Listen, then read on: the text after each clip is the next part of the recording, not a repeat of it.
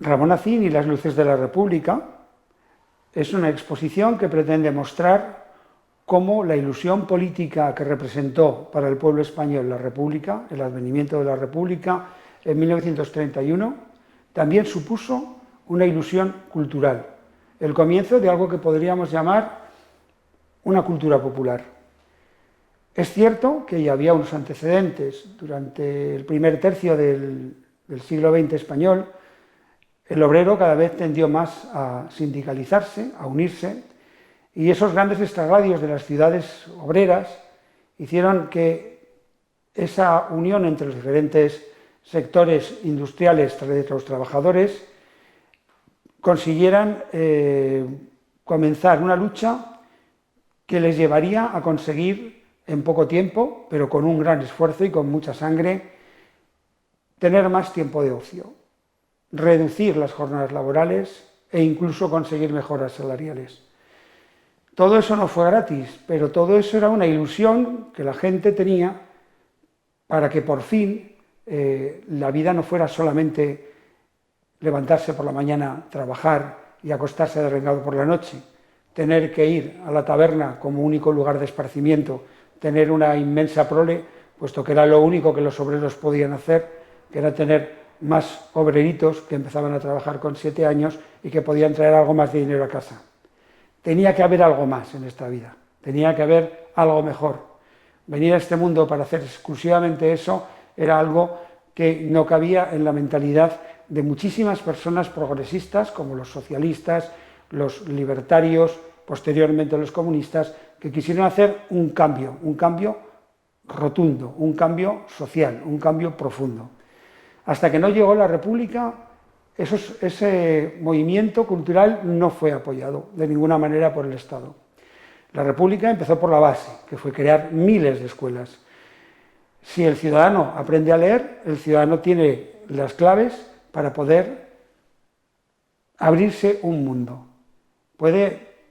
atravesar continentes, puede profundizar en cualquier tipo de ciencia, puede adquirir las claves para comprender el arte, algo que había sido solo un instrumento en manos de la burguesía, un entretenimiento para gente rica. En los años 20, finales de los años 20, empezaron a aparecer una serie de clubes de amistad que se llamaban, que eran grupos de jóvenes que utilizaban su saber, su oficio, para arreglar diferentes locales en los que se juntaban, por supuesto, para bailar, pero que también les sirvieron para iniciar un contacto con la naturaleza a través del excursionismo, para aprender a tocar instrumentos musicales, para hacer una inicial formación profesional en la que los más mayores enseñaban a los jóvenes, cuando en aquella época todos sabemos que aquello que se llamaba el aprendiz era un pobre chaval que lo metían con 7 años y hasta los 15 por lo menos no cobraba nada. Todo eso fue una manera de autopromocionarse por parte del pueblo. También, por supuesto, los movimientos sindicales tuvieron sus propios instrumentos, como fueron las casas del pueblo, en el caso de los socialistas y los ugetistas, y los cenetistas tuvieron sobre todo los ateneos libertarios. Había unos conceptos ligeramente diferentes entre la forma de entender el mundo de unos y de otros, pero en general la ilusión, insisto, era la misma. Puede parecer paradójico que una exposición que se llama Ramón Acín y las luces de la República comience con una imagen precisamente de García Lorca, pero esto está perfectamente hecho así, digamos que está hecho a posta, porque se llama Ramón Acín y las luces de la República. Las luces de la República es la parte, digamos, más importante dentro de lo que es la exposición de paneles, porque esto es un proyecto, y los proyectos normalmente nosotros los acompañamos de documental. El documental, al ser hecho en nuestra tierra, hemos querido celebrar más la figura de Ramón Acín y hemos profundizado mucho más en ella, y en estos paneles hemos insistido más sin dejar a Ramón Acín, por supuesto, pero hemos insistido más en la cultura popular. Y tanto Ramón Acín como García Lorca fueron dos personas que representan la complicidad que tuvieron los hijos de una burguesía ilustrada, que por fin entendieron que no había que hacer cultura solo para su clase social, sino que había que extenderla a todo el pueblo. Había que conseguir convertir a los súbditos en ciudadanos. La gente tenía que entender lo que significaba la República. Y se lanzaron a trabajar en ello. Había unos antecedentes, de los que hablaremos también en la exposición, hablando, pues, por ejemplo, de la institución libre enseñanza de finales del siglo XIX,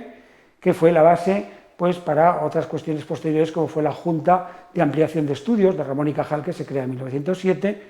y que también sirvió para expandir mucho la mentalidad del intelectual español.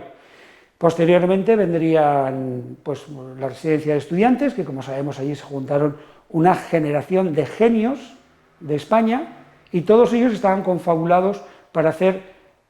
cosas como las misiones pedagógicas, que fueron auspiciadas desde el poder,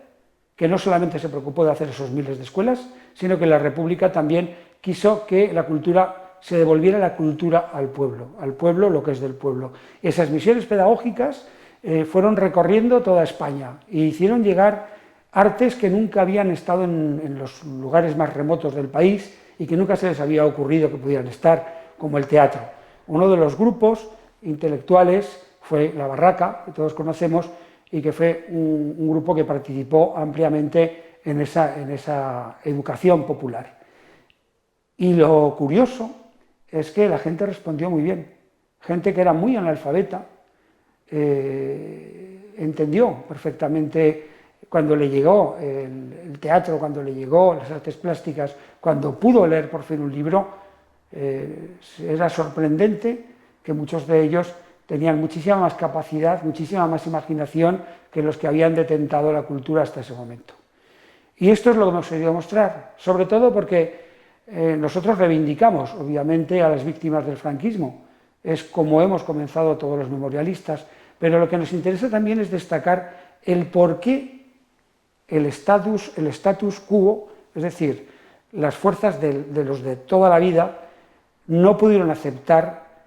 cómo se desarrollaba la política estallando la República. No lo pudieron aceptar porque se les escapaba de las manos, porque ese pueblo empezaba a tener conciencia de sí mismo, empezaba a ser exigente, quería más cosas en esta vida, y eso no lo podían tolerar. Tenían que seguir teniéndolo debajo de la bota y en la ignorancia.